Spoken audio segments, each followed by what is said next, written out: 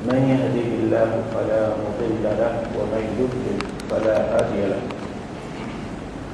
وأشهد أن لا إله إلا الله وحده لا شريك له ولا ضد ولا ند ولا مثيل له ولا مثال له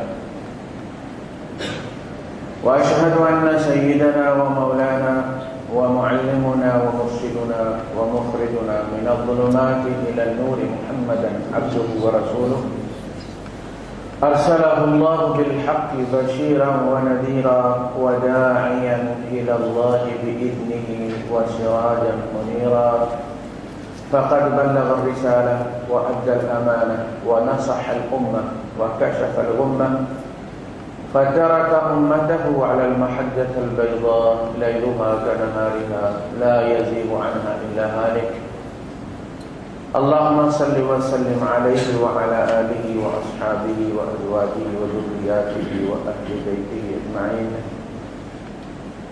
أما بعد فأعوذ بالله السميع العليم من الشيطان الرجيم بسم الله الرحمن الرحيم ولله على الناس حج البيت من استطاع إليه سبيلا ومن كفر فإن الله غني عن العالمين وقال تعالى لن ينال الله لحومها ولا دماؤها ولكن يناله التقوى منكم صدق الله العظيم رب اشرح لي صدري ويسر لي أمري واحلل عقدة من لساني يفقهوا قولي آمين يا رب العالمين.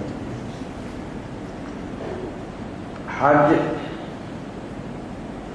5 ارکان اسلام میں سے آخری فریضہ ہے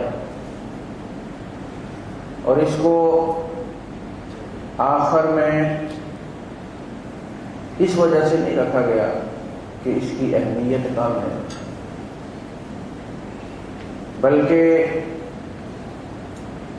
ہمیشہ کسی مجلس میں آخر میں بولنے والا سب سے اہم شخص ہوتا ہے اور اس کے بعد وہ محفل برخاست ہو جاتی ہے. وہ تقریروں کا مقابلہ ہو، تقریروں کی کوئی مجلس ہو یا نعتوں کی کوئی مجلس ہو، جو سب سے عظیم ہوتا ہے، سب سے اہم ہوتا ہے، اسے آخر میں بلایا جاتا ہے. پھر اس لحاظ سے بھی کہ باقی کی بنسبت یہ عبادت جو ہے یہ کم لوگوں کو نصیب ہوتی ہے. پھر اس لیے بھی کہ اس آخر والی عبادت میں تقریباً تمام عبادات کا عکس پایا جاتا ہے. یعنی یہ ایک ڈپارٹمنٹل سٹور کی طرح ہے جس میں نماز بھی ہے، جس میں بھوک پیاس بھی ہے، جس میں پیسہ بھی خرچ ہوتا ہے، جسمانی مشقت بھی لگتی ہے. تو مالی، بدنی، قولی تینوں عبادات اس کے اندر آ جاتے ہیں. حج کی 2 چیزیں ہوتی ہیں، ایک ہوتی ہے اس کے مناسک یا ارکان اور ایک ہوتی ہے وہ کیفیت جو اللہ پاک کو مطلوب ہے.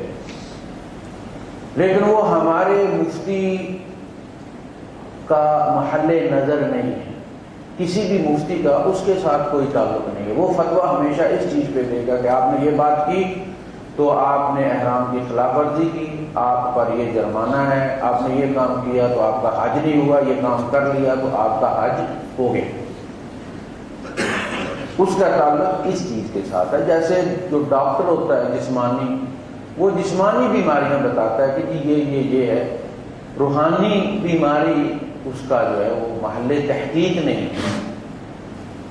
وہ یہ کوئی ڈاکٹر یہ نہیں کہتا کہ جی آپ کی زبان پہ جو چھالے ہیں یہ اس لیے ہیں کہ آپ چغلی کرتے ہیں یا غیبت بہت کرتے ہیں آپ، بلکہ یہ کہتے ہیں کہ جی وہ اندر ایسیڈیٹی زیادہ ہو گئی ہے، جو فلاں ہو گئی جی فلاں ہو گئی. تو وہ جو کیفیت اللہ پاک نے اس کی طرف اشارہ کیا ہے کہ جب تم قربانی دیتے ہو تو لن ینال اللہ لحومها ولا دماؤها، نہ اس قربانی کا گوشت اللہ پاک کو پہنچتا ہے نہ خون پہنچتا ہے. اس کے حصے کرتے ہیں نا لوگ قربانی کے 3 حصے کرتے ہیں. ایک اپنے لیے ہوتا ہے، ایک جو عزیز و اقارب ہوتے ہیں ان کے لیے ہوتا ہے کہ کم از کم آپ کے رشتہ داروں کو لائن میں لگنے کی ضرورت نہ پڑے، ان کو آپ گھر پہنچا دیں۔ اور تیسرا حصہ ہوتا ہے مسکینوں کا۔ اللہ پاک فرماتے ہیں چوتھا حصہ بھی ہوتا ہے جو میرا ہے، گوشت میں میرا کوئی تعلق نہیں۔ لَن يَنَالَ اللَّهُ لُحُومُهَا وَلَا دِمَاؤُهَا وَلَٰكِن يَنَالُهُ التَّقْوَىٰ مِنكُمْ۔ وہ جو کیفیت ہے، جس کیفیت میں تم نے قربانی دی ہے، اللہ کا حصہ وہ ہے۔ اگر وہ کیفیت نہیں تھی، اس میں کوئی ریاکاری تھی یا سنا تھا، سنانا مقصود تھا، تو اللہ پاک کو اللہ کا حصہ نہیں پہنچا، دنیا والوں کو پہنچ گیا، ہانڈیاں پاکنی لوگوں نے کھا لی۔ اور مفتی صاحب تمہیں یہی کہیں گے کہ تمہاری قربانی ہو گئی ہے، لیکن اللہ کا حق مارا گیا ہے، اللہ کو اس کا حصہ نہیں پہنچا، اور اس کا وبال یہ پڑے گا کہ تمہارے اندر جو تبدیلی آنی چاہیے تھی وہ نہیں آئے گی۔ تو حج نام ہے ایک کیفیت کا بھی۔ عام طور پہ ہم مناسک پہ زیادہ زور دیتے ہیں، حاجی کو بھی جو تربیت کروائی جاتی ہے وہ مناسک کی زیادہ، احرام ایسے باندھنا ہے، بغل کے نیچے سے ایسے نکالنا ہے، رمل ایسے کرنا ہے، صحیح ایسے کرنی ہے، ذبح ایسے کرنا ہے، لیکن وہ جو کیفیت ہے وہ بہت کم جو ہے وہ تربیت میں آتی ہے۔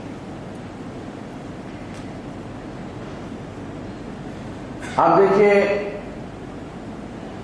حج میں کتنی دیر لگے گی، اگر آپ سفر کر رہے ہیں اونٹ پہ تو آپ کا حج جو ہے وہ زیادہ اجر والا ہو، اس لیے نہیں کہ آپ کو تکلیف زیادہ ہوگی، اس لیے کہ اس میں وہ کیفیت زیادہ ہو جاتی ہے جو عبادت میں وزن ڈالتی ہے، اور قیامت کے دن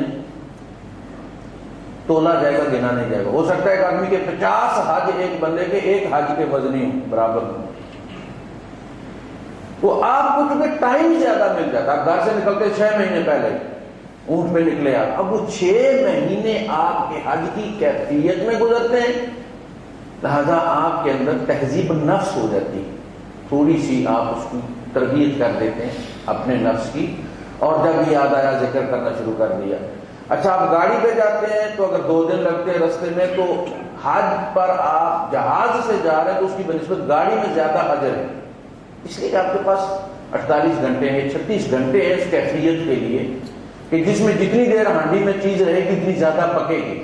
تو آپ اس سفر میں، اس کیفیت میں نفس کو 36 گھنٹے آپ نے رکھا ہے، تو ظاہر ہے 2.5 گھنٹے کا سفر یا 2 گھنٹے کا سفر اور 36 گھنٹے کا سفر ایک جیسا نہیں ہوتا، لیکن اس کے سائڈ ایفیکٹس بھی ہیں کہ 2.5 گھنٹے میں تو آپ بیٹھے اور السلام علیکم وعلیکم السلام، کھانا وانا کھانے میں آپ جدہ پہنچ گئے، لیکن یہاں 36 گھنٹے ہیں، رستے میں آپ نے سونا بھی ہے، جاگنا بھی ہے، ہوٹل پہ قیام کرنا ہے، تو آپس میں مارا ماری ہو جاتی ہے، یعنی شیطان کو بھی زیادہ ٹائم مل جاتا ہے کہ وہ پلاننگ کرے کہ اس کو اس کے ساتھ لڑانا کیسے،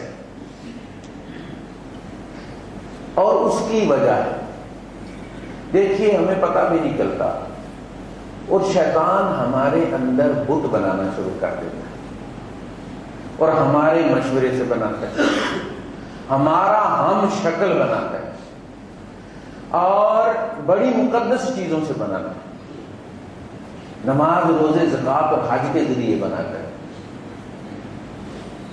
اور اس تہ خانے میں اس کو بناتا ہے جس میں سوائے اللہ پاک کے اسے اور کوئی دیکھ نہیں سکتا، فرشتے بھی نہیں دیکھ سکتے، صرف اللہ پاک کو پتا ہوتا ہے کہ اس کے اندر ایک بت ہے، فرشتوں کو نہیں پتا ہوتا۔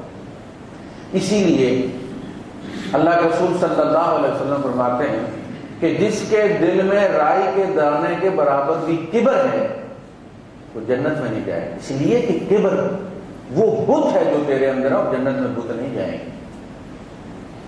اگر جنت میں بت نہیں جا سکتا تو پھر حرم میں بھی نہیں جا سکتا، اس بت کا توڑنا مقصود ہے، اس بت کا توڑنا مطلوب، جسے ہم کبھی نفس کہتے ہیں، کبھی کیا کہتے ہیں، صرف نام دیتے ہیں اس کو بات کو سمجھانے کے لیے۔ ایک صاحب لکھتے ہیں کہ میں اپنے آپ پر داخل ہوا، مراقبہ کیا اپنی ذات کا، اپنے آپ کو پڑھا، لوگ لوگوں کو پڑھتے ہیں، کتابوں کو پڑھتے ہیں، جس کا پڑھ عالم فاضل ہویا تو کدی اپنے آپ کو پڑھے ہی نہیں، جا مندر مسیتاں بڑھنے کدی اپنے اندر تو بڑھے ہی نہیں۔ کہتے ہیں جب میں اپنے اندر داخل ہوا تو میں نے اپنے نفس کو ایک کرسی پہ بیٹھے پایا اور اس نے مجھے ڈانٹ کر کہا کہ میں تیرا آقا ہوں اور تو میرا بندہ ہے.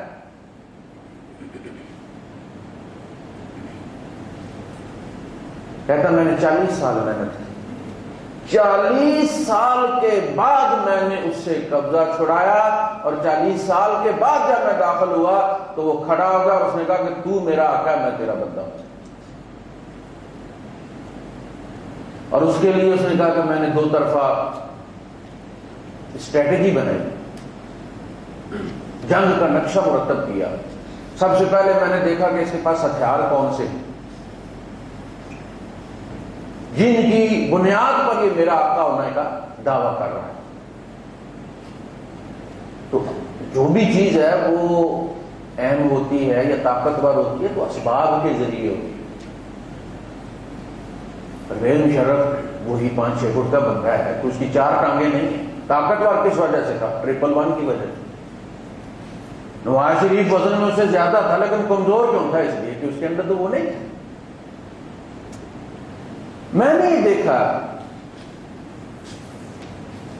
کہ سب کچھ تو اس کے قبضے میں. میں نے اس سے ایک ایک چیز لینا شروع کر دی, اس کو کمزور کرنا شروع کر دیا. میں نے سب سے پہلے اپنی لا کو مضبوط کیا کہ میرا کچھ بھی نہیں, للہ ما فی السماوات و ما فی الارض, یہ سب کچھ اللہ کا ہے. اب میں نے یہ دعویٰ تو کر دیا, یہ تو ایسے جیسے کوئی عدالت کہتی ہے کہ یہ چیز اس کی نہیں اس کی ہے, لیکن مسئلہ یہ ہے کہ قبضہ کون چھڑائے؟ عدالت تو فیصلہ کر کے بیٹھ گئی. میں نے کہہ دیا کہ سب کچھ اللہ کا ہے, میرا کچھ بھی نہیں. لیکن اب مسئلہ یہ تھا کہ اس سے قبضہ لے کے اللہ کو دینا, نفس کی نفی کر کے اللہ کو دینا. اس میں مجھے 40 سال لگے قبضہ چھڑانے میں. ہم لا الہ الا اللہ کہہ دیتے ہیں کہ یہ لا بڑی طاقتور چیز ہے, جس کی لا میں جتنا عیب رہتا ہے, جتنی کمزوری رہتی ہے, جتنا نقص رہتا ہے, وہ کمزوری اس کی اللہ کے اندر بھی پائی جاتی ہے. لا جتنا مکمل ہوگا اللہ اتنا قوی ہوگا. ذات کی نفی اور پھر اس ذات کے ماتحت جو کچھ بھی ہے اس کی نفی. جب میں اللہ کا ہوں انا للہ ہے تو پھر میرے ماتحت جو ہے سب کچھ اللہ کا ہے. لیکن یہ تو ایک کلمہ ہے, ایک نعرہ ہے, ایک تھیوری ہے. اب نفس سے لے کر دیکھ رہے ایک بچے کے ہاتھ میں ایک کھلونا ہے, دوسرے بچے کا ہے, اس نے اٹھا لیا. اب ماں کہہ دیتی ہے کہ بیٹا یہ تیرا نہیں ہے, یہ اس کا ہے. اس سے کیا فرق پڑے گی؟ وہ تو اسی سے کھیل رہا ہے, دوسرا اسی طرح رو رہا ہے. ماں کے یہ کہنے سے کوئی فائدہ ہوا؟ یہ تیرا نہیں ہے اس کا مطلب یہ کہ اس کے ہاتھ سے پکڑو اور اس کے ہاتھ میں دو, پھر تیرا وہ فیصلہ مکمل ہوگا کہ یہ تیرا نہیں یہ اس کا. ہم 60 سال جی دیتے ہیں بس یہی اعلان کرتے ہوئے کہ یہ میرا نہیں اللہ کا ہے, میرا نہیں اللہ کا, مزے ہم لے رہے ہوتے. قبضے ہمارے میں رہتا ہے, اسرائیلی آ کے چھینتا ہے ہم سے. یہ کہہ دینا کہ اللہ کا ہے. اسی لیے اللہ پاک نے فرمایا لن تنالوا البر حتى تنفقوا مما تحبون. وہ جو دل کے تہہ خانوں میں چھپا کے بیٹھے ہو نا, جب تک اس پر ہاتھ نہ ڈالو, وہ اللہ کو نہ دو, کچھ بھی نہیں بدلے گا, کچھ بھی تبدیل نہیں ہوگا. کہتا میں نے بڑی مشقت کی. روزہ کیوں رکھا جاتا ہے؟ اس لیے کہ اس میں پیاس بھی لگتی ہے, بھوک بھی لگتی ہے. نفس تقاضا کرتا ہے, کہتا نہیں دینا. روزہ نفس کو مارنے کے لیے سب سے بہترین دوا ہے. وہ آپ کی حاکمیت کو ثابت کرتا ہے, نفس کی محکومیت کو ثابت کرتا ہے. 40 سال لگے ہیں ایک ایک چیز اس سے چھین کر اللہ پاک کے حوالے کرنے میں، اور جس دن وہ نفی مکمل ہوئی، لا مکمل ہوا، قولی طور پر بھی عملی طور پر بھی، اس دن میرے نفس کی حالت یہ تھی کہ وہ کانپ رہا تھا، اس کے سارے ہتھیار اس کے ہاتھ سے نکل گئے جن کو وہ استعمال کرتا تھا، جن کی بنیاد پر وہ میں کا دعویٰ کرتا تھا۔ یہ کیفیت اصل میں حج میں آزمائی جاتی ہے۔ وہ جو بت ہے ہمارے اندر، وہ کبر کا،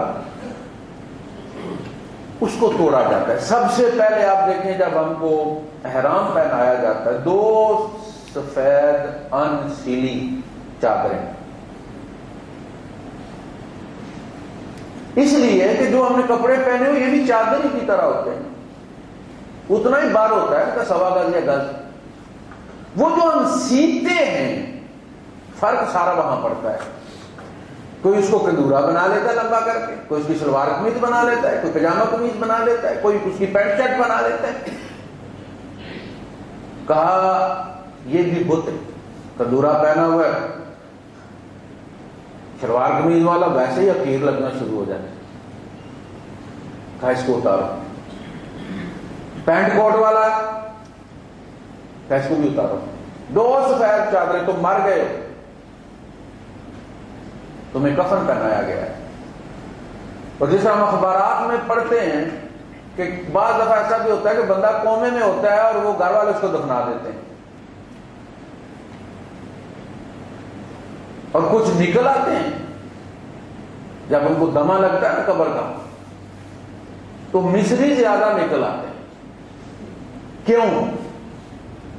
اس لیے کہ ان کے یہاں قبر کا انداز اور ہے، وہ کمرے میں بندہ دفن کرتے ہیں، قبر میں نہیں کرتے۔ وہ ایک مشترکہ قبر جیسے فرعونوں کی نکل رہی ہے، اس طرح کا وہ کمرہ بناتے ہیں۔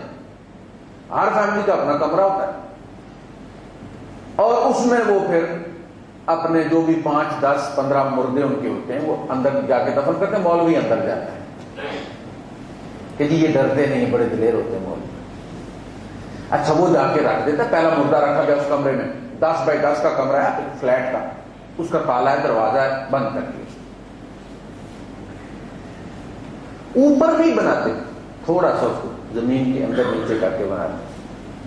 اچھا جی اگلا مردہ فوت ہو گیا اسی خاندان کا، اب گئے مولوی صاحب نے جا کے دروازہ کھول دیا، اس کو کوئی 2 گھنٹے 3 گھنٹے پہلے، ہمارے یہاں جیسے پہلے جا کے قبر تیار کرتے ہیں، وہ پہلے جا کے دروازہ کھول دیتے تاکہ اسمیل وغیرہ جو بھی گیسز ہیں نقصان دہ وہ نکل جائے۔ اس کے بعد جنازہ پڑھ کے مولوی صاحب دوسرا مردہ ساتھ رکھ کے آ جاتے ہیں۔ وہ جو عزیز میاں کہتا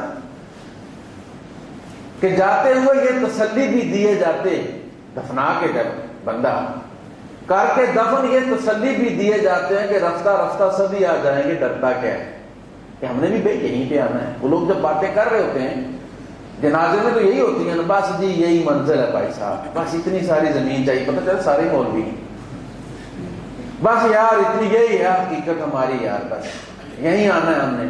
تو وہ اس طرف اشارہ کرتا ہے کہ کر کے دفن یہ تسلی بھی دیے جاتے ہیں کہ رفتہ رفتہ سبھی آ جائیں گے، ڈرتا کیا ہے۔ تو پتہ کیا ہوتا ہے کہ بھائی اب اس کمرے میں، تو وہ کمرہ ٹائپ چونکہ چیز ہوتی ہے، لہٰذا اگر بندہ وہاں بیمار بھی دفن کر دیا جائے، قومے والا بھی جب ہوش آتی ہے تو دروازہ بجاتا ہے تو پاس سے سننے والوں کو پتہ چل جاتا ہے کہ کوئی گڑبڑ ہو گئی۔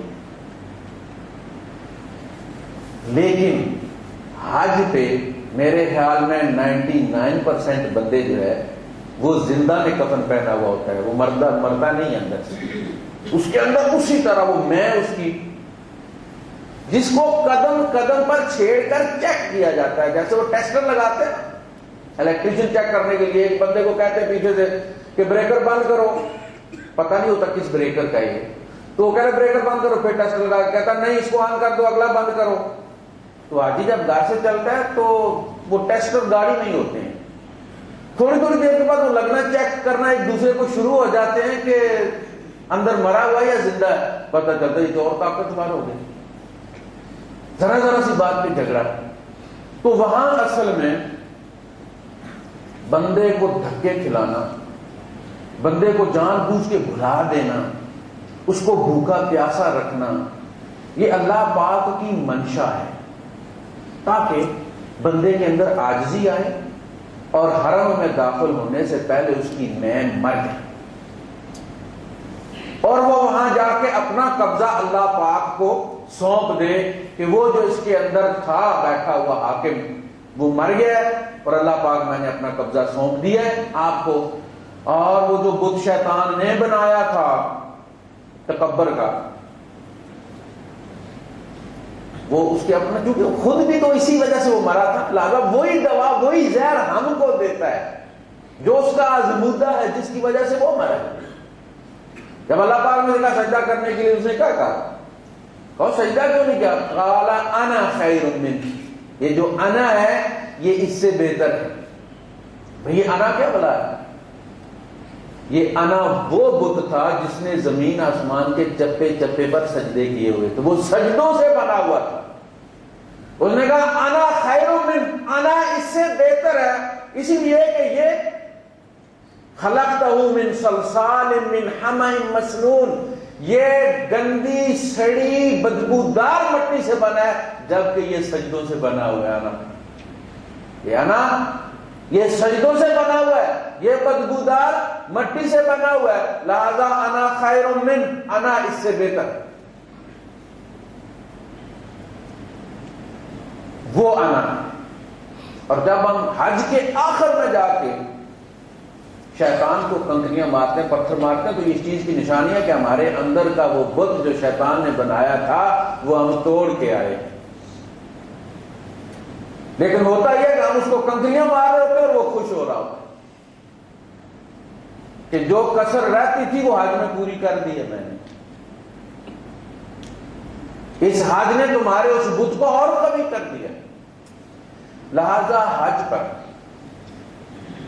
ستایا جانا، حج پر دھکے کھانا، یہ لازمی وہاں کی ایک ریت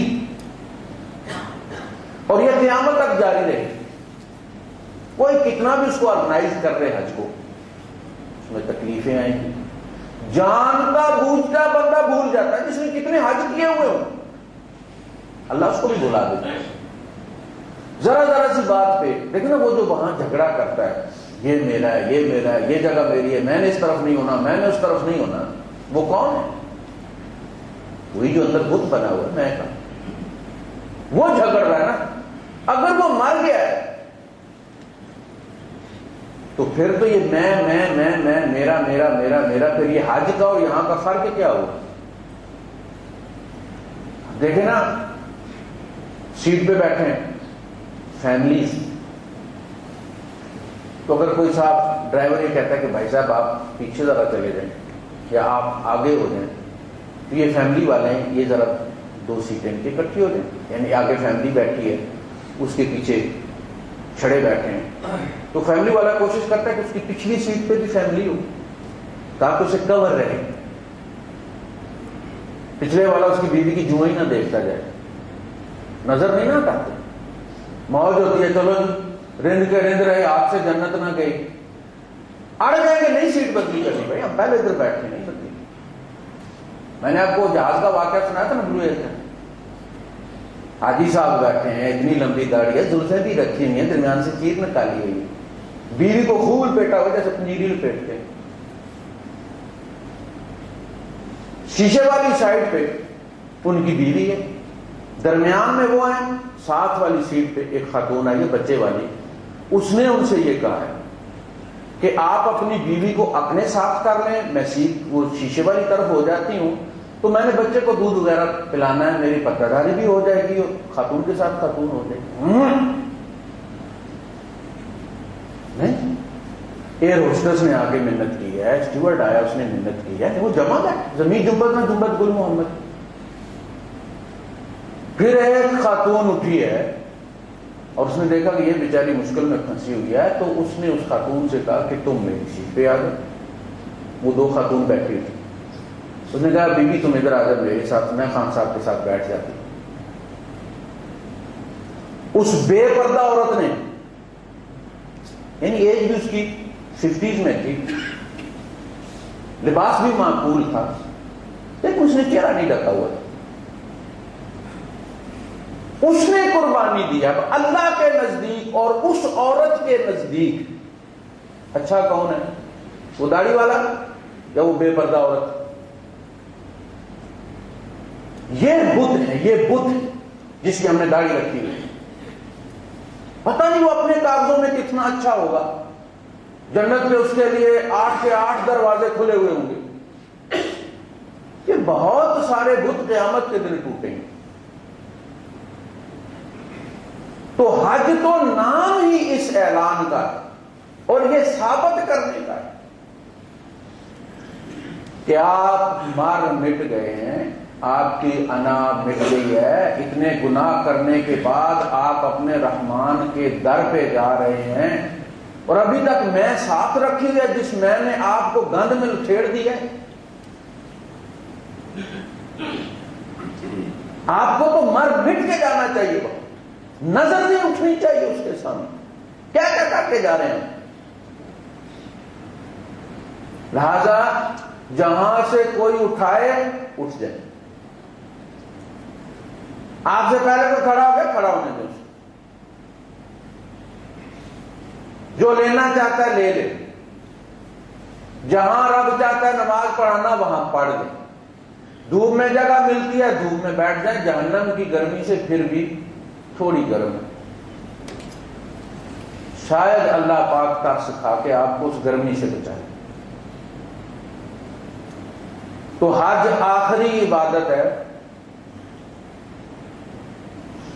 اور یہ وہ عبادت ہے جو زندگی میں ایک بار بھی اگر کر لی جائے اس طرح جس طرح کرنی چاہیے تو بندے کو اس طرح معصوم کر دیتی ہے جس طرح آج ہی ماں کے پیٹ سے نکلا، سارے بت ٹوٹ جاتے ہیں۔ دوائیں ہوتی ہیں مختلف، پہلے کہتے تھے صبح دوپہر شام، پھر وہ زمانہ گیا پتا چلا صبح شام والی آ گئی ہے، پھر اب پتا چلا کہ جی ایک ہی ڈوز کافی ہے، بس ایک صبح کھا لیں آپ، یہ شام کو کھا لیں، پھر 24 گھنٹے کے لیے چھٹی ہے۔ اچھا ایک وہ بھی انجیکشن ہے جو ہفتے کے بعد لگوانا ہے، جی آپ 6 دن چھٹی ہے، 7 دن آپ لگوانا ہے۔ حج وہ دوا ہے کہ آپ زندگی میں ایک بار بھی کھا لیں تو وہ کافی ہے بندے کو بندہ بنانے کے لیے۔ لیکن ہم بار بار جاتے ہیں، ہم اس کیفیت میں حج کرتے نہیں۔ دیکھیے دو چیزیں ہوتی ہیں، ایک ہوتا ہے بیج اور اس کی ذاتی صلاحیت، یعنی بیج کے اندر اگنے کی صلاحیت بھی ہونی چاہیے، یہ اس کی ذاتی صلاحیت، بیج ٹھیک۔ دوسرا، جس جگہ آپ اس کو بونے لگے ہیں وہ جگہ اس کی صلاحیت میں اضافہ کرے، اس کے اندر جو پتی ہے اس کو وہ بڑا کر کے باہر نکالے، روٹ اینڈ شوٹ، پھر اس کو درخت بنا دے۔ اور تیسرا موسم، 3 چیزیں جو ہے وہ میٹر کرتی ہیں کسی چیز کے اگنے اور اس کی گروتھ کے، اس کی ذاتی صلاحیت، موسم کا ہونا اور اس زمین کی صلاحیت۔ اب بندے کے اندر کیا صلاحیت؟ بندہ بھی اس قابل ہونا چاہیے، وہ بندہ بن کے جائے گا تو مکے کی زمین کے اندر یہ صلاحیت ہے کہ بندے کے اندر جو بھی ہوتا ہے وہ اس میں اضافہ کر دیتا۔ ابو جہل کے کفر میں اضافہ، ابو لہب کے کفر میں اضافہ، حمزہ عمر ابو بکر کے ایمان میں اضافہ۔ دیکھیں نا، زمین اگر زرخیز ہے، آپ اس میں کیکر بوئیں گے وہ بھی ہفتے بعد نکل آئے گا، آپ اس میں سیب بوئیں گے وہ بھی ہفتے بعد نکل آئے گا۔ اس کا کام تو جو چیز آپ نے دی ہے اس کو بڑھا کے دینا ہے۔ آپ فسق و فجور اور تکبر لے کر جائیں گے تو سب سے بڑے متکبر ہو کر وہاں سے آئیں گے، وہاں ضرب لگ جائے گی، اس کو ملٹی پلائی ہو جائے گا وہ وہاں۔ عاجزی لے کر جائیں گے اللہ پاک اس عاجزی میں اضافہ کر دیں گے. تقوی لے کر جائیں گے تقوی میں اضافہ ہوگا, فجور لے کر جائیں گے فجور میں اضافہ ہو جائے گا. موسم وہاں کا ہے, موسم تو ہے نا, جب بیت اللہ پہ نظر پڑتی ہے تو موسم تو ہے, کیفیت تو پیدا ہوتی ہے. لہذا زیادہ توجہ جسے کہا گیا, اللہ پاک نے اس طرف توجہ دلائی, وَتَزَوَّدُوا, زیادہ راہ ساتھ لے کر چلو, لوگوں کی پوٹلیوں کی طرف مت دیکھتے رہو. تزودوا, تقویٰ اس میں نہیں ہے کہ تم گھر سے خالی نکل پڑو اور پھر لوگوں کی طرف نظر جما کے رکھو. ایک صاحب نکلے حج میں تو انہیں کسی نے کہا, قافلے میں نکلے تھے, تو نے کہا کہ بھائی صاحب کچھ لے لو اپنا. کہا یار اللہ توکل, اللہ کے راہ میں جا رہا ہوں. انہوں نے کہا پھر اکیلے سفر کریں, اگر اللہ توکل جا رہے ہیں تو پھر اکیلے سفر کریں. آپ تو قافلے والی کی پوٹلیوں کے پیچھے لگے ہو, تو ظاہر ہے جو بھی دیکھے گا یار بھوکا مر رہا ہے تو کچھ نہ کچھ پکڑا دے گا, کوئی ستو پکڑا دے گا, کوئی کھجورے پکڑا دے گا. یہ اللہ توکل نہیں ہے, یہ گتھی توکل ہے. اللہ توکل جانا پھر اکیلے جاؤ, نہیں تو اپنا ذات راہ لو. وَتَزَوَّدُوا, یہ تقوی کے خلاف نہیں ہے کہ ذات راہ نہ لیا جائے. فَإِنَّ خَيْرَ الزَّادِ التَّقْوَىٰ, ساتھ لے کر جانے والی بہترین چیز تقویٰ ہے. اس کی ہمیں فکر نہیں ہوتی. ہمیں یہ ادھر چٹائی لے لی ہے, احرام 2 پورے ہیں, کمبل بھی لے لیا ہے, فلاں چیز بھی لے لی ہے, ٹھونڈی بھی لے لی ہے, چپل بھی, ہر چیز کی فکر ہوتی ہے. تھوڑا سا بیٹھ کے دیکھیں کہ وہ دل کے اندر جو کیفیت ہے وہ بھی ہے تقوی والی, قربانی والی. کسی کی مدد کرنا, کسی کی مدد کو پہنچنا. آپ جہاں جا رہے ہیں وہاں بڑی اجتماعیت اکٹھی ہوگی, کوئی بیمار ہوگا, کوئی کمزور ہوگا, کسی کو چوٹ لگے گی, کوئی بھوکا ہوگا, کوئی رستہ بھولا ہوا ہوگا. آپ کا کام یہ ہے کہ آپ ان کو منزل پر پہنچاتے رہیں, آپ دوڑ کے ان کی مدد کریں, آپ اپنے نفل چھوڑ دیں, آپ کسی غریب کی مدد کریں, بیمار کی مدد کریں, کسی بوڑھے کو سائڈ پہ کر دیں. آپ دیکھ رہے ہیں اس کو زبان نہیں آتی, وہ کہیں کا رستہ پوچھ رہا ہے عربی سے, اسے اردو نہیں آتی, اس کو عربی نہیں آتی, اس کو پشتو نہیں آتی, اس کو عربی نہیں آتی. آپ چلے جائیں, مدد کریں اس کی, اس کو منزل پہ پہنچا دیں. وہ جو ایک ایک قدم آپ کا اٹھ رہا ہے 10 سال کے اعتکاف کا اجر ہے, ایک قدم کا. تو اس میں جو کیفیت ہے اس پر نظر رکھیں. آپ کو مسئلے بتانے والے مولوی ہر سڑک پر ملیں گے. انہوں نے ایک, وہ ہمارے یہاں جیسے ٹریفک پولیس والوں کا ہوتا ہے نا کیبن, اس طرح کے کیبن انہوں نے جگہ جگہ رکھے ہوئے مسئلے پوچھنے کے لیے. جہاں آپ کو کوئی مسئلہ درپیش ہے آپ مسئلہ ان سے پوچھ سکتے کہ میں نے یہ کیا, کیسے کرنا ہے, اس طرح سے کرنا ہے. اور وہاں کا مولوی آپ کو صحیح جواب دے گا, اس لیے کہ وہ فیلڈ میں موجود ہے, حالات دیکھتا ہے. یہ تو پاکستان کے مولوی ہیں جو آپ کسی گھر میں, کسی مسجد میں, کسی ڈھوک میں بیٹھ کے آپ کو مسئلہ بتا رہے ہیں, وہ ہوا میں مسئلہ بتا رہا ہے. اب تو باقاعدہ میڈیکل میں بھی یہی ہے کہ جس علاقے کی بیماری ہے اسی علاقے کا ڈاکٹر اس کو ٹھیک طرح سے جو ہے وہ ہینڈل کر سکتا ہے, کیونکہ وہ اس علاقے کا ہے, وہ واقف ہے, اسے پتا ہے کہ اس کے نتائج کیا ہیں. بیماری آپ آسٹریلیا سے لے کے آئے, پاکستان کا ڈاکٹر اس کا علاج نہیں کر سکے گا, اس لیے آپ صحیح دنوں کو وہاں بار بار لے کے جاتے ہیں. تو وہاں کے مولوی آپ کو مسائل بتا دیں گے, ان کا تھرمامیٹر ان کے اسپتال کا آپ کا ٹیمپریچر بتا دے گا, تقویٰ نہیں بتائے گا. وہ آپ کو ہی پتا ہے کہ نہیں ہے یا ہے.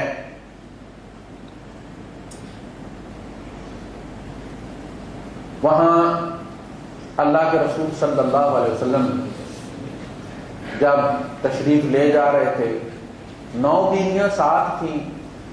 حضرت عائشہ صدیقہ رضی اللہ عنہا فرماتی ہیں کہ سارے حج میں ہم اسی کا ذکر کرتے رہے, حج ہی ہمارا موضوع رہا. جب شوق ہوتا ہے نا کسی چیز کا تو بندہ باتیں بھی اسی کی کرتا ہے. پھر جب آپ, میں نے پچھلے درس میں عرض کیا تھا, اور وہ ہمارا درس چونکہ ریکارڈ نہیں ہوا, غالباً ویڈیو اس کی خراب ہو گئی ہے, آڈیو اس کی ہے. اللہ کے رسول صلی اللہ علیہ وسلم نے مناسک سے لطف لیا ہے, انجوائے کیا, ان کو تسلی سے کیا ہے, اور اس کے لیے ایک اصطلاح استعمال کی گئی ہے، ارحنا منہ و ارحنا بہ۔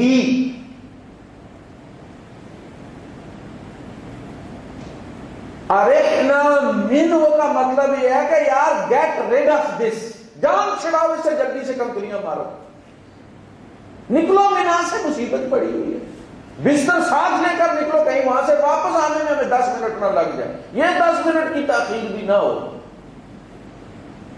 یہ ہے ارحنا منہ، ہماری جان چھڑاؤ، راحت دو ہمیں اس سے۔ لہذا ہمارا ایٹیٹیوڈ جو ہوتا ہے وہ یہ ہے کہ ہر چیز سے جان چھڑاؤ۔ پہلے عرفات جانے کی جلدی تھی، لیکن جہاں سے جب ہم جہاز پہ سوار ہوتے ہیں تو یہاں جلدی، دھکم دھکاؤ بھائی صاحب، یہ کوئی ویگن نہیں ہے، چھوڑ کے نہیں جائیں گے، آپ کی بورڈنگ ہوئی ہے، آپ کو لے کر ہی جائیں گے۔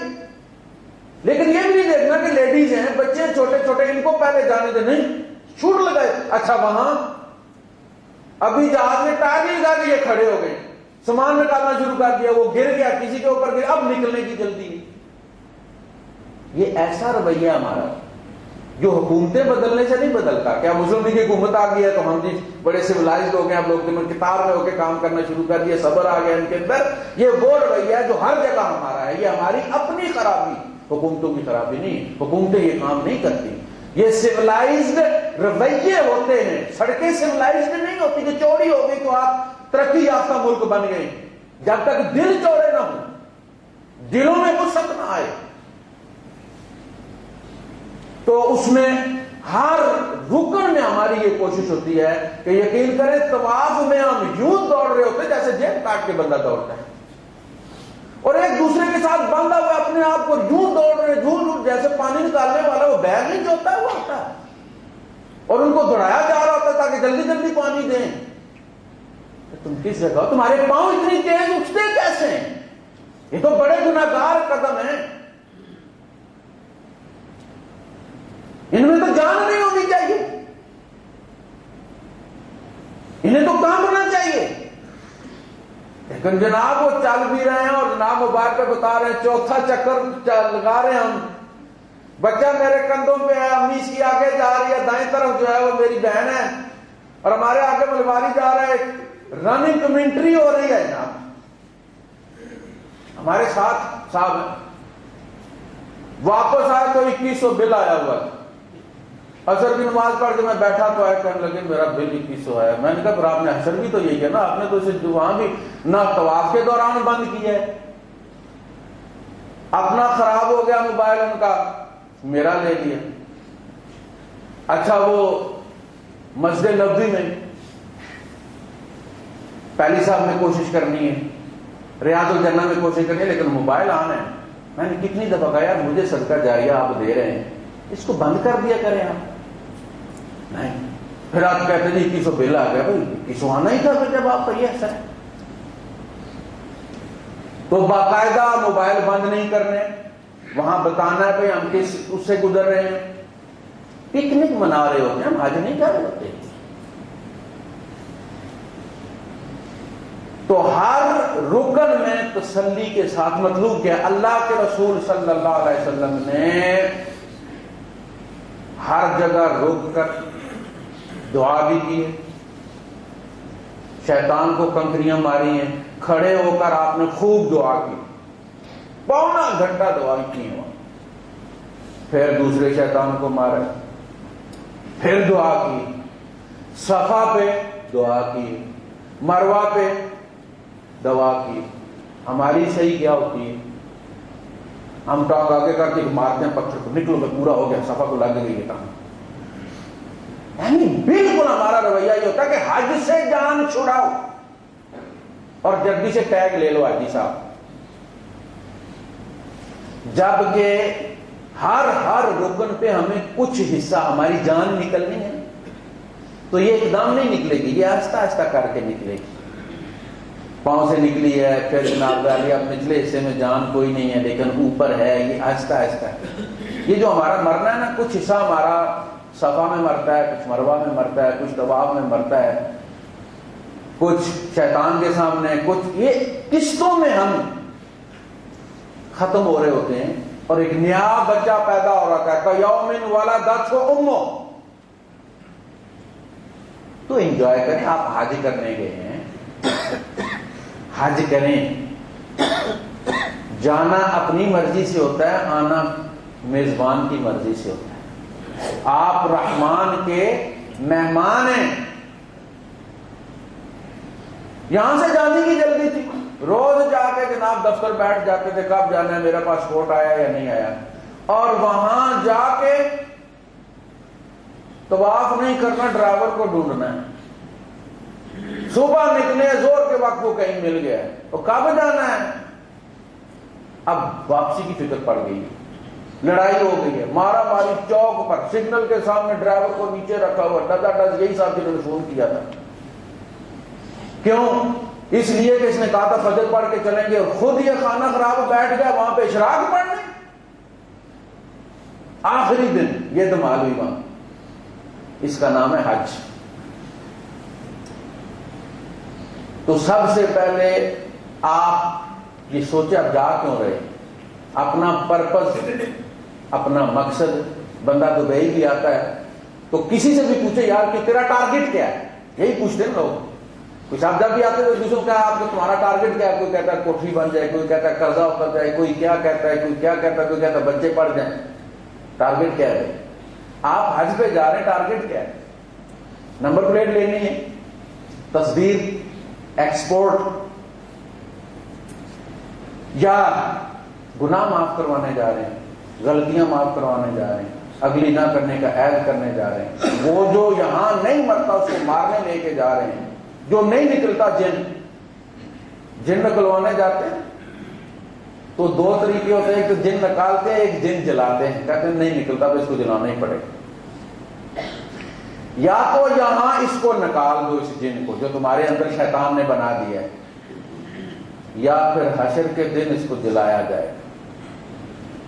روک لو، اسے روکو. وہ بخاری اور مسلم کی متفق علیہ حدیث، ابی ہریرہ رضی اللہ تعالیٰ عنہ جس کے راوی کہ سب سے پہلے ایک شہید لایا جائے گا، پھر ایک قاری صاحب لائے جائیں گے، پھر ایک خیرات کرنے والا سخی لایا جائے گا. شہید سے اللہ پاک اپنی نعمتیں گنوائے گا، میں نے تمہیں یہ دیا، یہ دیا، یہ دیا، اور وہ اقرار کرے گا کہ اللہ پاک بالکل تو نے دیا. پھر تو نے کیا کیا؟ اللہ پاک میں تیری راہ میں لڑا یہاں تک کہ میں نے جان دے. اللہ پاک کہیں گے کذبت، تو جھوٹ بولتا ہے. انک قد قاتلت ان یقال لک جریء، تو اس لیے لڑا تھا کہ کہا جائے کہ فلاں قبیلے کا بندہ بڑا دلیر ہے، جٹ بڑی دلیر ہوتے ہیں. وَإِنَّهُ قَدْ قِيلَ، اور یہ کہہ لیا گیا، تیری بڑی تعریف ہوئی ہے. اور پھر فرشتوں سے کہا جاتا ہے کہ اسے منہ کے بل گھسیٹ کر جہنم میں لے جائیں. پھر دوسرے صاحب کو، مولوی صاحب کو لایا جاتا ہے کہ مولوی صاحب میں نے آپ کو علم دیا، اپنی کتاب آپ کے سینے میں رکھ دی. آپ نے کیا کیا؟ جی میں نے بڑے لوگوں کو پڑھایا، بڑا علم پھیلایا. تو نے اس لیے یہ سارا کیا کہ لوگ تیری ریسپیکٹ کریں، لوگ تیری عزت کریں، نظریں تیری طرف اٹھیں. فلاں مولوی صاحب آ گئے، وہ قاری صاحب آ گئے. اور یہ کہہ دیا کہ دوسری حدیث میں کہا گیا کہ جو لوگ تیرا احترام کر لیتے ہیں، تیرے لیے رستہ چھوڑ دیتے ہیں، دکاندار تمہیں ڈسکاؤنٹ دیتا ہے، تیرے لیے قیمت میں کمی کر دیتا ہے. یار مولوی صاحب ہیں اپنے، چلو منافع نہیں لیتے ہیں، اصل قیمت لے لیتے ہیں. تو یہ حدیث کے الفاظ ہیں. لوگ تیرے لیے رستہ چھوڑتے ہیں، لوگ تجھے سلام کرتے ہیں، اور دکاندار تمہیں ریلیف دیتا ہے، تمہیں سہولت دیتا ہے. دنیا میں سے یہی تیرا حصہ ہے. اگر اللہ کا دین تیرا مقصود نہیں تھا تو پھر تمہیں کیش مل گیا، قیامت کے دن کوئی حصہ نہیں. اور پھر گھسیٹ کر منہ کے بعد جہنم میں پھینک دیا. پھر صدقے والے کو بلایا جائے، میں نے تمہیں یہ عطا کی، تم نے کیا کیا؟ وہ اقرار کرے گا اور کہے گا کہ اللہ پاک میں تیری راہ میں دیتا تھا، فلاں جگہ دیا. اپنا کہا کہ تو جھوٹ بول، حضرت انک قد فعلت، تو نے یہ اس لیے کیا کہ تمہیں سخی کہا جائے. اخبارات میں تیرے فوٹو آئیں یا تمہیں ووٹ ملے، اور وہ سب کچھ ہو گیا ہے. تیری تعریف بھی ہوگی، تیرے فوٹو بھی چھپ گئے، تیرے اوپر آرٹیکل بھی لکھے گئے ہیں، تیرے اوپر کتابیں بھی پیچھے لکھی گئی ہیں، اور اسے بھی گھسیٹ کر منہ کے بل جہنم میں پھینک دیا جائے گا. اللہ کے رسول صلی اللہ علیہ وسلم فرماتے ہیں، راوی یہ کہتے ہیں کہ اللہ کے رسول صلی اللہ علیہ وسلم نے میرے گھٹنے پر ہاتھ مار کے کہا کہ ابی ہریرہ یہ وہ پہلے 3 آدمی ہیں جن پر جہنم چیک کی جائے گی، بڑکائی جائے گی. جب پکوڑے تلے جاتے ہیں نا، تیل پورا گرم ہوا یا نہیں ہوا، تو وہ پکوڑے والا ایسے ہاتھ بیسن میں مار کے نا ایسے کر کے تو چیک کرتا ہے کہ صحیح گرم ہوا کہ نہیں ہوا، اور پھر جب وہ سر کرتے ہیں تو اسے پتا چلتا ہے اب تیل پورا گرم ہے، پھر وہ پکوڑے پھینکتا ہے. کہا باقی امتیں بعد میں پھینکی جائیں گی، چیک ان سے کیا جائے گا. نیک وہ بت یہاں نہ نکلا، وہ ریاکاری اور دکھاوے والا جو بت ہی تھا نا، وہ جو شیطان نے ہمارے اندر بنایا ہوا ہے، اس کا صدقے سے بنایا تھا، اس کا علم سے بنایا تھا، اس کا شہادت تاب کی چیز ہے. ذروۃ السلام پہاڑی کی چوٹی شہادت ہے، لیکن نتیجہ کیا نکلا؟ چونکہ بت صاف کہا گیا دنیا میں نکال دو ورنہ قیامت کے دن جلایا جائے گا. جس کے دل میں رائی کے دانے کے برابر بھی کبر. اور ابن جوزی نے لکھا ہے تلبیس ابلیس میں کہ بدترین تکبر عبادت کا تکبر ہے. اور میں آپ کو بتاؤں، جو لوگ گناہگار ہوتے ہیں اور اپنے آپ کو گناہگار سمجھتے ہیں، وہ جب حج پر جاتے ہیں تو ان کا بت جلدی ٹوٹ جاتا ہے، کیونکہ وہ اندر سے بھی توڑا جا رہا ہوتا ہے، باہر سے بھی توڑا جا رہا. وہ بندہ بھی توڑ رہا ہوتا ہے اس کو کہ میں کس منہ سے کچھ کہوں. وہ تو دعا مانگتے ہوئے بھی ڈرتا ہے. باہر سے لوگ بھی توڑ رہے ہیں بنسبت نیکوں کے، جن کے 20-20 30-30 حج ہو چکے ہیں، جو ہر سال حملے لے کر جاتے ہیں. بزنس بھی ہو جاتا ہے، حج بھی ہو جاتا ہے. لوگوں کا حج بھی کھا لیتے ہیں، پیسے بھی کھا لیتے ہیں. بھائی جب مس انڈرسٹینڈنگ ہوگی تو سارے لوگ گالیاں دیتے ہیں حرم میں بیٹھ کے. تو لوگوں کا حج گیا نا، وہ ڈرائیور صاحب اپنی غلطی کی وجہ سے ان کا حج کھا گئے، لوگ غیبت کر رہے ہیں. وہ ہو سکتا ہے کہ اشراق پڑھ رہا ہے یا صفا مروا کر رہا ہے، اور ڈیرے میں بیٹھے ہوئے ساری سواریاں تنگ آئی ہوئی کہ یہ کس جگہ نے دیکھو کمرہ کیسا دیا ہے، 10 بندے ہیں، 5 بندوں کا کمرہ لے لیا ہے اس نے. باقی کو کہتا ہے تم یہاں عبادت کرنے آئے ہو، سونے آئے ہو، شفٹوں میں آیا کرو، 5 بندے عبادت کیا کرو، 5 ادھر آ کے سویا کرو. تو اس کا نتیجہ یہ ہوتا ہے کہ حج بھی کھا جاتے ہیں، پیسہ بھی کھا جاتے ہیں، اور اس میں ان کے پیسے میں برکت کوئی نہیں ہوتی. میں آپ کو یہ بتاؤں اس کی وجہ یہ ہے بنسبت نیکوں کے، اس لیے کہ اس نے نیکی کی سپورٹ دی ہوئی ہوتی ہے، اس بت کو ٹوٹنے نہیں دیتا. اس کو گناہگار کا بت جلدی ٹوٹ جاتا ہے. لہذا اللہ کے رسول صلی اللہ علیہ وسلم نے ایک کیفیت کے ساتھ حج کیا، اور بہت سارے لوگ ایسے تھے کہ جنہوں نے نبی اکرم صلی اللہ علیہ وسلم کو پہلی بار دیکھا تھا. اپنے اپنے قبیلوں میں انہوں نے سنا ہوا تھا، مسلمان بھی ہو گئے تھے، لیکن حضور صلی اللہ علیہ وسلم کے ساتھ ان کا واسطہ پہلی بار پڑ رہا تھا، تعارف پہلی دفعہ ہو رہا تھا. صحابہ لکھتے ہیں کہ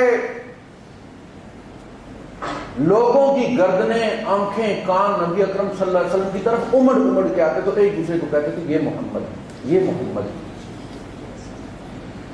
اور وہ کہتے ہیں کہ اللہ کے رسول، ابن عباس رضی اللہ عنہ فرماتے ہیں کہ اللہ کے رسول صلی اللہ علیہ وسلم اونٹنی پر سوار اس کو سنت بنانے کے لیے نہیں ہوئے تھے کہ اونٹنی پر طواف کرنا سنت ہے، شیطان کو کنکریاں اونٹنی پر مارنا سنت ہے، صفا مروہ اونٹنی پر کرنا سنت ہے. نہیں، وہ کہتے ہیں اس لیے کہ مجمع بہت زیادہ تھا، اللہ کے رسول صلی اللہ علیہ وسلم ہائٹ پہ رہنا چاہتے تھے تاکہ ہر ایک کی ایکسیس میں رہیں، ہر نظر آپ کو ادا کرتے ہوئے مناسک دیکھے اور آپ سے سیکھے.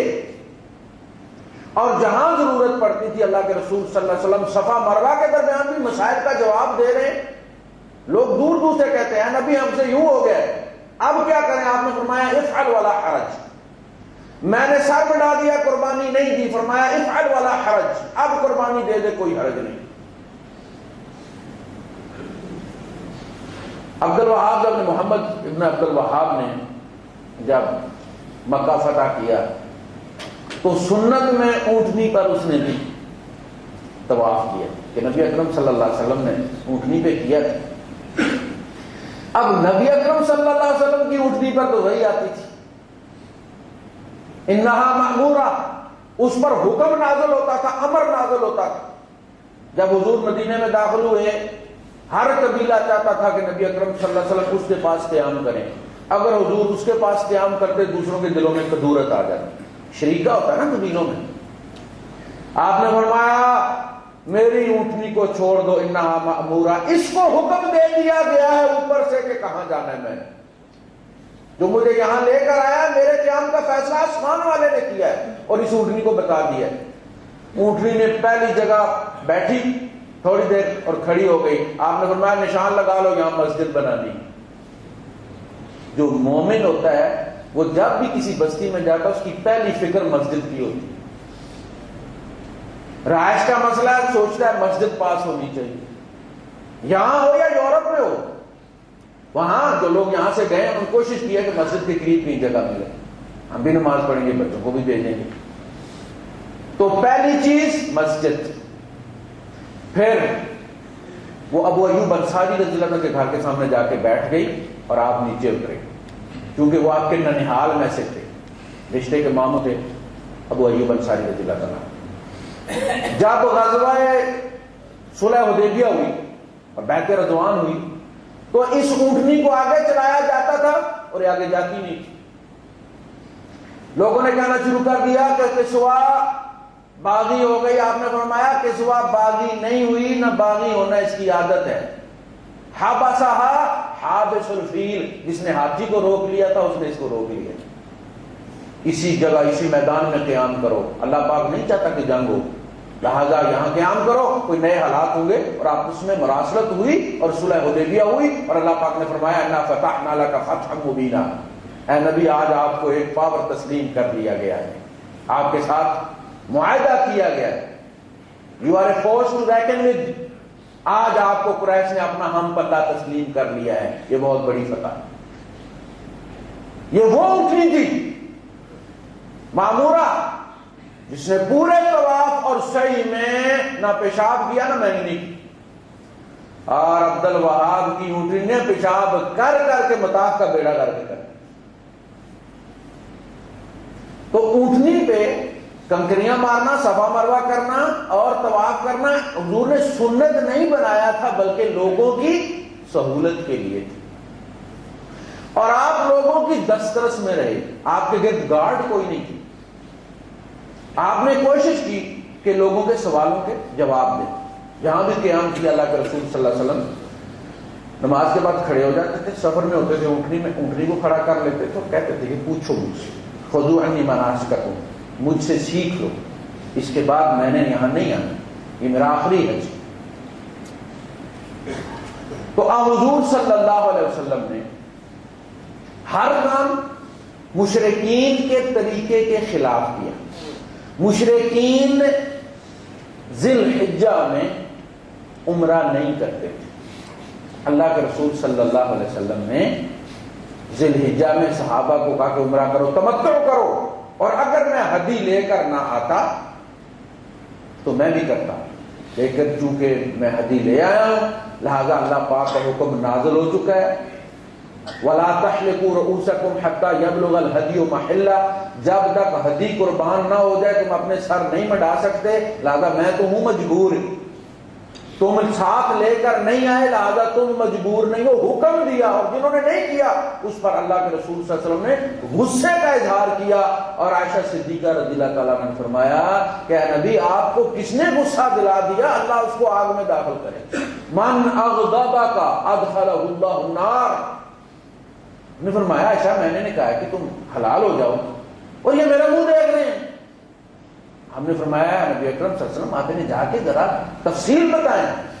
وہ اس کو استحباب سمجھ رہے ہیں کہ ہماری سہولت کے لیے حضور کہہ رہے ہیں. پھر آپ باہر گئے اور آپ نے ان کو سمجھایا کہ دیکھو اگر میں چاہتا جو بات اب مجھے پتا چلی اگر وہ پہلے بتائی جاتی یا پہلے میرے ذہن میں آتی دل و دماغ میں آتی تو میں ہدی لے کر نہ آتا, لیکن میں ہدی لے کر آیا اور جو ہدی لے کر آتا اس پر فرض ہے کہ وہ سر اس وقت بڑھائے جب قربانی ہو جائے.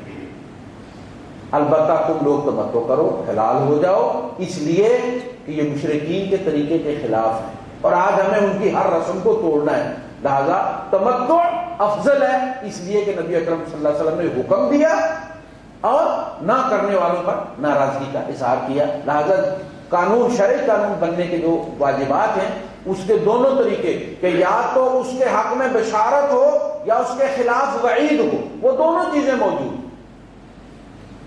پھر ذی الحجہ میں پلٹ کر آ کے عائشہ صدیقہ رضی اللہ تعالیٰ عنہ کو مسجد عائشہ سے حضور نے کروایا عمرہ, اور عرب کیا کہا کرتے اکبر الکبائر,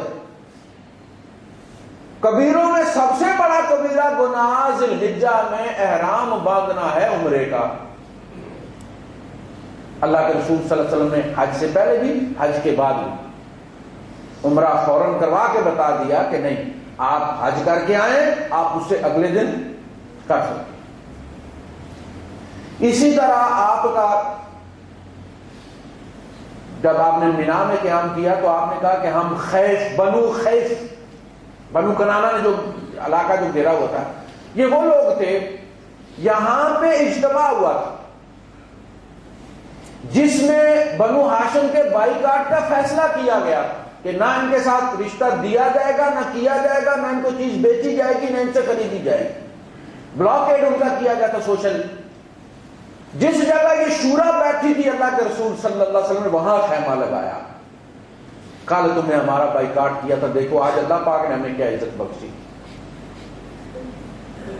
پھر آپ نے ہر نبی کا نقشہ کھینچا کہ یہ کون سی وادی ہے, اللہ کے رسول یہ فلاں وادی ہے. آپ نے فرمایا میں موسیٰ کو دیکھ رہا ہوں کہ وہ آ رہے ہیں لبیک اللہم لبیک کر رہے ہیں. یہ کون سی وادی ہے, یہ فلاں وادی ہے. میں یونس ابن متیٰ کو دیکھ رہا ہوں کہ وہ اپنی فلاں اونٹنی پہ جو ہے وہ خوب پلی اونٹنی پہ کر رہے ہیں, جو ہے وہ حج کر رہے ہیں. اور آپ نے فرمایا کہ مسجد خیف میں 70 انبیاء کی قبریں ہیں اور سب نبیوں نے, اور میں نے جو افضل دعا کی ہے عرفات میں وہ لا الہ الا اللہ ہے وحدہ لا شریک لہ, توحید اس کا منبع ہے. صفا مروہ مشرکین نہیں کرتے تھے, وہ لات اور عزا کے بتوں پر سر منڈا کے حلال ہوتے تھے. صفا مروہ کروا کے پھر مروہ کے اوپر حلال ہونا یہ اللہ کے رسول صلی اللہ علیہ وسلم نے دوبارہ جاری کیا بنسبت اس کے بتوں کے. یہ بھی ایک عبودیت کا اظہار ہے. ہمارے یہاں ہوتا ہے کہ جی بچے نہیں بچتے, جی مر جاتے ہیں کسی بیماری سے, تو جی لٹ رکھیں جی. ہر گاؤں میں کوئی ایک آدھ لٹو ہوتا ہے, اس کی ایک لٹ چھوڑی ہوتی ہے, وہ پھر اس بزرگ کے دربار پہ جا کے اتاری جاتی ہے. جس طرح آپ مروہ پہ جا کے بال اتارتے ہیں, یہ عبادت ہے. لہذا یہ شرک, کسی کے یہاں جا کے بال اتارنا یہ شرک. تو صفا مروہ کروا کے اللہ کے رسول صلی اللہ علیہ وسلم وہاں حلال ہونا جو ہے وہ. اسی طریقے سے پردہ جو ہے وہ جو آزاد عورت ہے اس پہ فرض تھا. جو لونڈی تھی وہ بے نقاب رہتی تھی, اگر نقاب کرے تو اس کا نقاب اتروا دیا جاتا تھا. جس طرح آزاد عورت پہ پردہ کرنا فرض تھا, لونڈی پہ پردہ نہ کرنا فرض تھا. ام سلمہ رضی اللہ عنہا کی لونڈی نے ایک دفعہ پردہ کر لیا, نقاب تو نقاب ڈال دیا اس نے. عمر فاروق رضی اللہ عنہ پوچھا کہ یہ کون جا رہی ہے تھا, کہ جی یہ ام سلمہ رضی اللہ تعالیٰ عنہ کی لونڈی ہے. آپ گئے اور آپ نے سختی کے ساتھ اسے اتارو سے نقاب. یہ نقاب اس لیے بنایا گیا تھا کہ آزاد عورت لونڈیوں سے الگ پہچانی جائے اور ستائی نہ جائے. تم نے بھی جب یہ پہن لیا اور سب مکس اپ ہو گئے تو اب پھر لوگوں کو یہ موقع مل جائے گا کہ ہمیں کیا پتا تھا کون, ہم نے تو فلاں کی لونڈی سمجھ کے چھیڑا تھا. تو آپ نے پیغام بھیجا ام سلمہ رضی اللہ تعالیٰ عنہ کہ آپ کی لونڈی نے نقاب کیوں پہنا ہے؟ لقد حممت بها، میں اس کی چمڑی ادھیڑنے لگا تھا، لیکن آپ کے احترام میں نے اس کو چھوڑ دیا ہے، لہذا آپ، اور اس کے بعد آپ نے منادی کرا دی کہ لونڈیاں نقاب نہیں پہنیں گی۔ اس لیے عورت کو نقاب نہ پہننا چاہیے احرام میں، اس لیے کہ وہ لونڈی بن کے گئی اللہ پاک، جو کہا گیا کہ احرام میں عورت نقاب نہ پہنے، یہ اس کا اظہار ہے کہ یہ آزاد نہیں، یہ رب کی لونڈی ہے، اسی لیے کہا گیا رب کی لونڈی ہے تو تیری بیوی نہیں، اب اس کے ساتھ تو جنسی گفتگو بھی نہیں کر سکتے، یہ اس لیے۔ اسی طرح سر جو منڈانا ہے یہ عاجزی کا اظہار کرنا ہوتا ہے، یہ ذلت کا مظہر ہوتا ہے، یہ جو زلفیں ہوتی ہیں نا یہ بھی تکبر کا ایک نشانی ہوتی ہے۔ ایک صاحب نے کشمیر کے تھے، بڑی پرانی بات ہے 78 کی، انہوں نے منگنی توڑ دی تھی، مونچھوں پر قربان کر دی تھی، انہوں نے اتنی سچی مونچھیں رکھی تھی، تیل صبح لگاتے اس کو جناب، تو انہوں نے لڑکی والوں نے کہا کہ یہ مونچھیں جو ہے نا یہ صاف کرے، کم از کم چھوٹی کرے، انہوں نے کہا نہیں، انہوں نے وہ توڑ دی، منگنی توڑ دی، مونچھیں قربان نہیں کی۔ یہ جو سر منڈانا ہے، جیل میں جب ہم جاتے ہیں تو سب سے پہلا کام کیا کرتے ہیں؟ بال منڈانا، ذلیل کرنے کے لیے ہمیں، تو یہ ذلت کا اظہار ہے کہ آدمی بال منڈائے، لیکن ہم بھی کیا کرتے ہیں؟ ٹک ٹک ٹک کر کے دو جگہ سے، اور اسی طرح زلفیں رکھی ہوتی ہیں، پھر بندہ ہنس کر کے آ گئے، یہ عمرہ کر کے بھی آ گئے، لیکن پتہ کوئی نہیں چلتا کہ غلام ہو کے آئے ہیں۔ وآخر دعوانا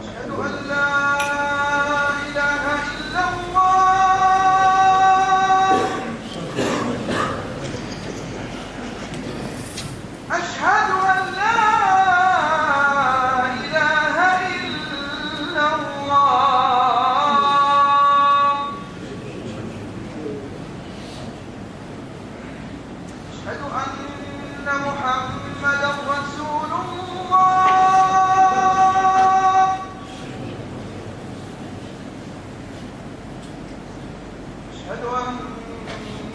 محمد